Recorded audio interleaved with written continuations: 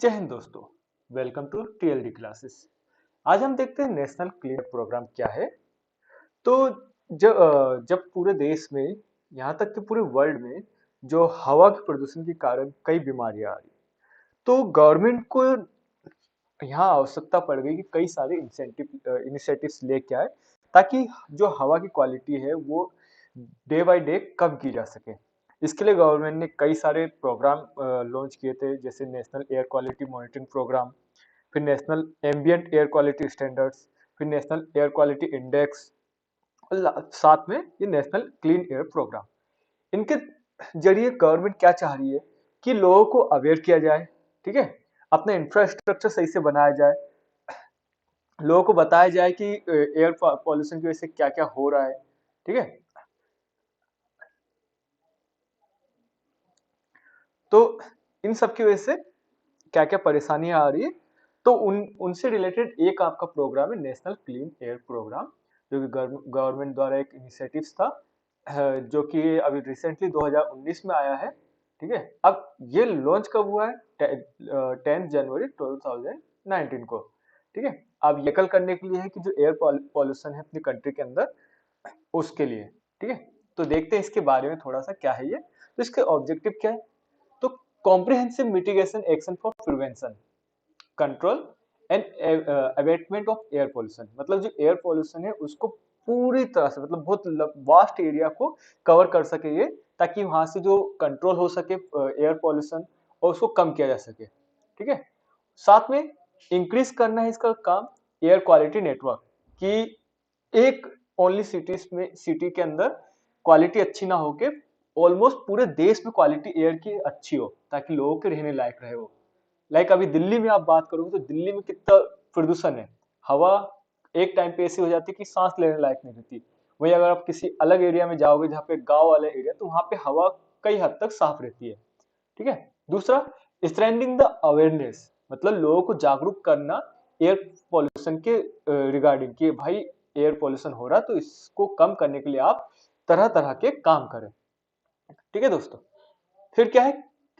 फिर है capacity building of activities, मतलब कि आपको एक गवर्नमेंट को एक ऐसी कैपेसिटी बिल्ड करना है जिससे कि कई सारे इंफ्रास्ट्रक्चर लगा सके, जिससे कि जो कि पॉल्यूशन भी ना करे, और इफेक्टिव आपका, मतलब एक तरह के सस्टेनेबल डेवलपमेंट बोल सकते हो आप इसको। तो अगर सस्टेनेबल डेवलपमेंट होगा तो आपके पास में एक कैपेसिटी रहेगी कि आप कई सारे काम कर सकेंगे बिना पॉल्यूशन किए, ठीक है। तो आगे देखते हैं।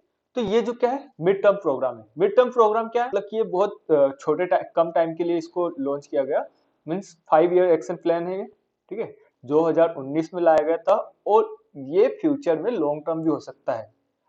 अगर इसने जो अभी इसका जो टारगेट है वो अगर अचीव कर लिया तो लॉन्ग टर्म के लिए भी हो जाएगा, और इसको फ्यूचर में और आगे लेके आने का रहेगा ही, क्योंकि डे बाय डे जितना ज्यादा पॉल्यूशन होता जाएगा उतना ज्यादा एनवायरनमेंट के लिए हार्म होगा, और वो हमारे लिए दिक्कत देगा।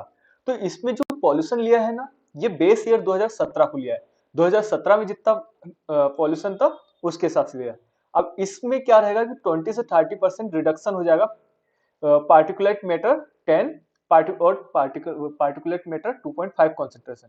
अब ये क्या है कि जब मैटर की साइज, अगर मैटर की साइज जो है वो आपकी 2.5 मैक्रोन से लेस है, तो पीएम 2.5 आएगा, ठीक है। और वही अगर इसकी साइज आपके पास में 10 माइक्रोन से कम है, तो इसके तहत आएगा। अब ये दोनों क्या, बहुत ज्यादा पॉल्यूशन के रूप में रहता है अपने, ठीक है, एनवायरनमेंट में।